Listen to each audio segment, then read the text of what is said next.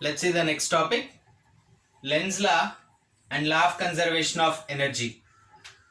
Whether a magnet is moved towards or away from a closed coil, the induced current always opposes the motion of the magnet as predicted by the Lenz's law or according to the Lenz's law.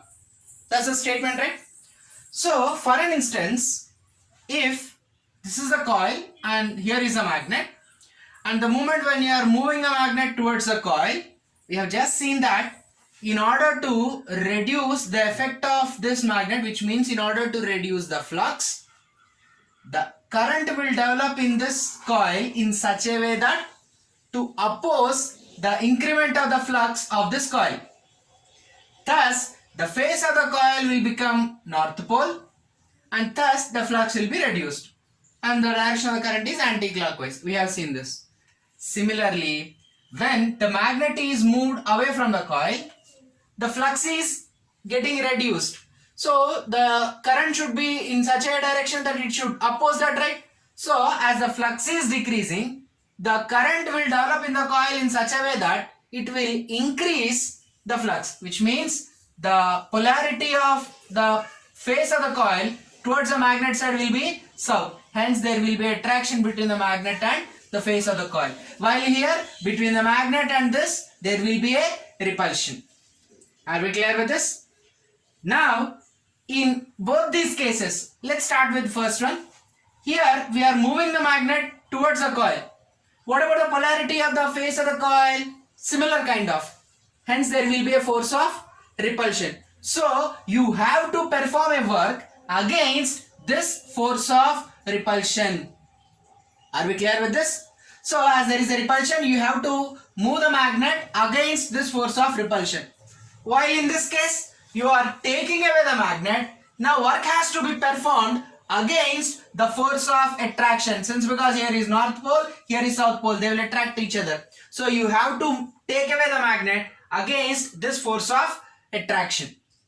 Here it is force of repulsion, here it is force of attraction. So work has to be done in moving closer to the coil against the repulsion in earlier case, and similarly work has to be done in moving away the magnet against the force of attraction in later case. This work done, it is this work done which will be stored as electrical energy and thus which appears as current or the EMF in that particular galvanometer. Let's see the continuation of this now. Okay. So the work done against the force of repulsion or attraction that appears as electric energy in the form of induced current. That's it, right? As in the case of the first situation, when the magnet is approaching the coil, you have to overcome the force of repulsion and thus you have to move the magnet towards the coil. While in the second case, as you have when you are moving away from the coil, you have to overcome the force of attraction, and that work done against this force of repulsion or attraction that appears as electric energy in the form of induced current. Suppose if Lenz's law is not valid, imagine that if the Lenz's law is not valid regarding this direction of the current, opposite, all this, if it is not valid, imagine in that case what happens. Then induced current in the coil will appear opposite to the direction in which that Lenz has predicted.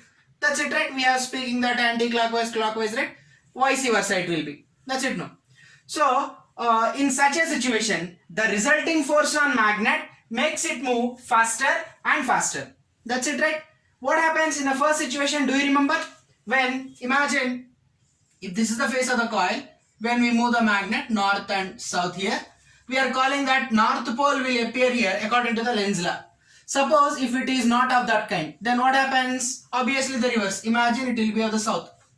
You are also moving in this direction and there will be a force of attraction and it will move much more further towards this in a faster rate. That's it, right? If Lenz's law is not valid, then what happens in that case? The resulting force on magnet makes it move faster and faster and the magnet gains speed. That's it, right? You are also moving in the same direction and the coil also will attract. Thus, hence kinetic energy increases without spending equivalent amount of energy. That's it, right? A body should gain that whenever there is a spending of equal amount of. That's it, right? Suppose if you drop an object from certain height, initially it has some potential energy. That's it, right? But the moment when you drop it, what happens? The entire potential energy has been converted to kinetic energy, of course, before it reaches this. That's it, right? So similarly, it has to perform some work done in order to gain that. But instead of performing any other work done, it's gaining the energy, which is not at all a possible case. This sets up a perpetual motion machine. That's it, right? Without spending an energy, no energy without performing any work, no energy will comes into the action there. Hence, this sets up a perpetual motion machine, violating the law of conservation of energy. That's it, right? Energy can neither be created nor be destroyed, but can be converted from one form to another form, and the total energy will always remain constant. This is law of conservation of energy, which you have already studied. So here, such a kind of thing never happens. Thus, this is a never possible situation. Then, according to that, Lenz's law should be a valid case. Thus, Lenz's law is valid and is a consequence of law of conservation of energy. Are we clear with this? A very, very important topic, Lenz's law and law of conservation of energy. Make a note of that. Are we clear with this?